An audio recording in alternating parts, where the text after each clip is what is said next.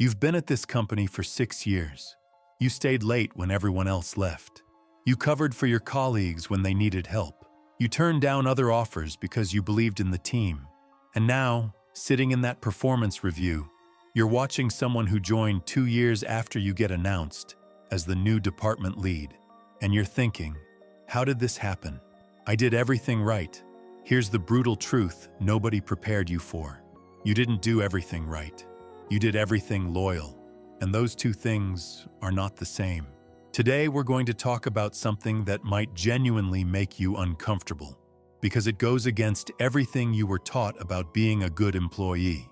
We're going to break down exactly how your loyalty, the thing you've been wearing as a badge of honor, might be the single biggest thing standing between you and the career you actually want.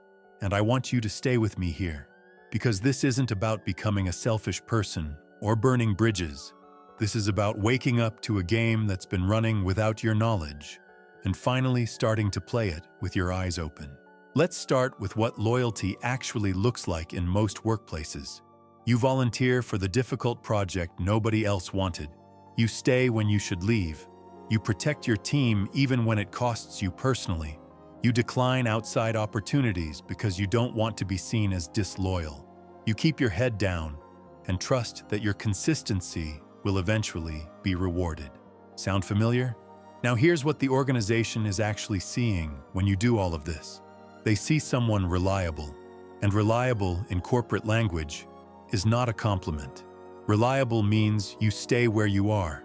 Reliable means you're the person they call when something is broken and needs fixing, not the person they consider when something exciting is starting and needs leading. There's a crucial difference between being valued and being used, and most loyal employees never learn to tell the two apart until it's far too late. Let me walk you through the psychology of what actually happens. When you consistently say yes, when you absorb extra work without complaint, when you make yourself indispensable to your current role, you are unknowingly training the people around you to see you as a fixture rather than a future leader. Organizations don't promote fixtures. They promote people who feel like forward motion. And here's the painful irony. The very behaviors that make you feel safe are the ones creating a ceiling above your head. Think about the last time your company had an exciting new initiative. A new market expansion, a product launch, a strategic partnership. Who did they put in charge? Was it the person who had been grinding away loyally for years?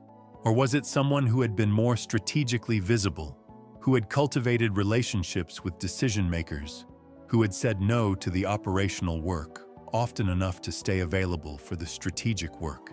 In most organizations, you already know the answer. Here's a concept that explains so much of what you've experienced. Workplace loyalty gets weaponized through what I'd call manufactured obligation. It works like this. Someone you respect frames a request as an opportunity. They tell you that you're the only one with the skills to handle this. They add a time pressure. They reference something they did for you before. And suddenly, you feel like saying no would be a personal failing rather than a professional boundary. You walk out of that conversation having agreed to something that will consume your next 3 months, and you genuinely believe it was your own decision. That's how good the mechanism is. It converts organizational need into personal obligation so smoothly you can't see the seam. And once you say yes to the first thing, the architecture of obligation is already built. Saying no to the next request means admitting the first yes was a mistake. So you don't say no, you say yes again, and the cycle locks in. Now let's talk about what this does to your reputation over time, because this is where it gets really serious. Every organization runs what are effectively internal markets for talent. Managers talk, leaders discuss who is ready for what. Your name comes up in rooms you're never in, and the label that gets attached to your name in those rooms shapes your entire trajectory. If your label is strong executor or reliable team player or great at keeping things running, you are invisible to the people deciding who gets the next leadership opportunity. You're not on the wrong list. You're simply not on the list at all. The people who do get promoted are often not the hardest workers in the room. They're the ones with strategic reputations. They're associated with growth, with innovation, with success. And you know what? Some of them got those associations not because they worked harder than you, but because they protected their time ruthlessly enough to stay close to the work that mattered most. Here's something that should genuinely stop you in your tracks. Proximity to success matters more than contribution to success.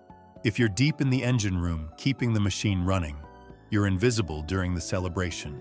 But if you're in the room when the win happens, even in a smaller role, you get associated with that win. People remember the feeling of success, and they remember who was nearby.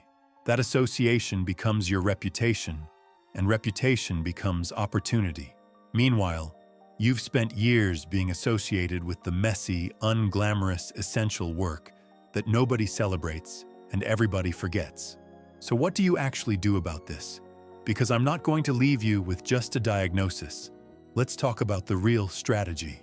First thing, start treating your time and energy as a finite resource with a budget.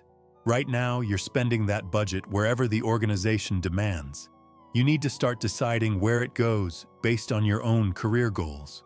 That means before you say yes to anything, you ask yourself one simple question. Does this move me toward where I want to be, or does it keep me where I already am? If the answer is the second one, you need to learn to say no, or at least negotiate. And when you do push back, frame it strategically. Never make it about your personal limits. Always make it about delivering the best work possible. Something like, I want to make sure I give this the attention it deserves. Can we look at what I'd need to deprioritize to take this on properly? You're not refusing. You're forcing a visible conversation about trade-offs. And critically, you're making sure someone else owns the decision about what gets dropped. Second thing, stop letting your work be invisible. This is one of the most common and most costly mistakes loyal, hard-working people make. They believe that doing excellent work is enough, that the results will speak for themselves. But results don't speak. People speak. Your manager is not keeping a detailed ledger of every contribution you've made. They're operating on a vague impression built from fragments. The comment you made in a meeting 2 months ago. The time you flagged a problem before it blew up. The project update you sent before being asked. You need to consistently put your contributions in front of the people who make decisions about your future. Not in an arrogant way. In a clear, professional, documented way. Send brief updates. Summarize what you achieved and why it mattered. Connect your work to business outcomes. Make it easy for your manager to advocate for you in rooms you can't enter. Third thing, and this one requires real honesty with yourself. You need to build relationships outside your immediate team. Loyal employees tend to go deep within a single sphere. They're known by one manager, trusted by one group, defined by one lane. But your career ceiling is almost always set by people outside that lane. Senior leaders who don't know you can't champion you. Colleagues in other departments who respect you become advocates when opportunities arise. If all your professional capital is concentrated in one place, one manager, one team, one project, your risk is enormous and your opportunity is limited. Start having conversations with people across the organization. Not performatively, genuinely. Ask smart questions. Offer real help when you can. Build a reputation that extends beyond your immediate reporting line. Fourth thing, renegotiate your relationship with discomfort. Loyal employees are often deeply uncomfortable with the idea of looking out for themselves. It feels selfish. It feels political. It feels like betraying something. But here's what you need to understand. No company will ever be as loyal to you as you have been to it. That's not cynicism. That's just the reality of how organizations work. They make decisions based on business need, not personal history. Recognizing that isn't a reason to become ruthless. It's a reason to be appropriately strategic about your own growth. You can still be a good colleague, a generous teammate, a trustworthy employee. You just need to do all of that while also being an active architect of your own career, rather than a passive participant in someone else's plan. Fifth thing, start documenting your wins and tracking your trajectory deliberately. Not for anyone else, for yourself. Know what you've accomplished. Know where you started and where you are now. Know what skills you've built. This serves two purposes. It keeps you grounded in your own value when environments try to erode your confidence, and it prepares you to make a compelling case for yourself when opportunity actually knocks. Here's the reframe I want you to leave with today. Loyalty is not inherently a flaw. Loyalty to your own values, to the quality of your work, to the people you genuinely respect, that's real and worth keeping. But loyalty as an unexamined default, loyalty that you extend regardless of whether it's reciprocated, loyalty that keeps you silent when you should speak up, stationary when you should be moving, and available when you should be selective. That kind is costing you more than you know. The moment you start making intentional choices about where your energy goes, instead of automatically giving it to whoever asks. The moment you start making your contributions visible, instead of assuming they'll be noticed. The moment you start building relationships with people who can actually open doors for you instead of staying safe in your familiar lane, that is the moment things begin to shift. Your career is not going to reward you for how much you gave. It's going to reflect how deliberately you invested. And the person you need to start being most loyal to is yourself.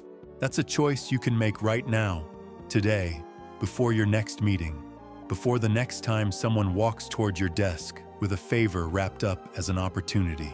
Know the difference. Protect your time. Make your work visible. Build your reputation intentionally. And stop waiting for the organization to notice what you deserve. Because organizations don't notice. People do. And only the right people in the right conversations will ever move your needle. Start making sure those conversations include your name.